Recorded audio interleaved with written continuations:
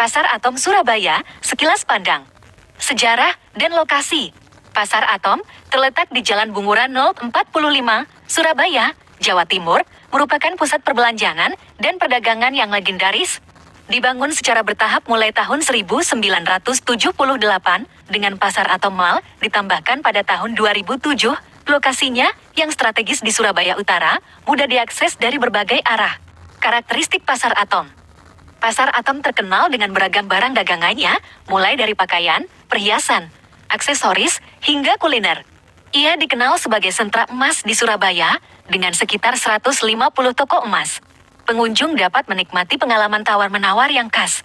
Selain itu, Pasar Atom juga memiliki banyak pilihan kuliner lokal yang menarik, seperti kue peneleh, bubur Madura, dan berbagai jajanan pasar. Fasilitas dan layanan. Pasar Atom menyediakan berbagai fasilitas, termasuk area parkir yang luas, akses untuk kursi roda, dan berbagai layanan seperti reparasi sepatu dan jahit. Pasar Atom Mall menawarkan pengalaman belanja yang lebih modern dengan fasilitas seperti SC. Kesimpulan, Pasar Atom merupakan ikon Surabaya yang menyatukan pengalaman belanja tradisional dan modern. Keunikannya terletak pada kombinasi barang dagangan yang beragam,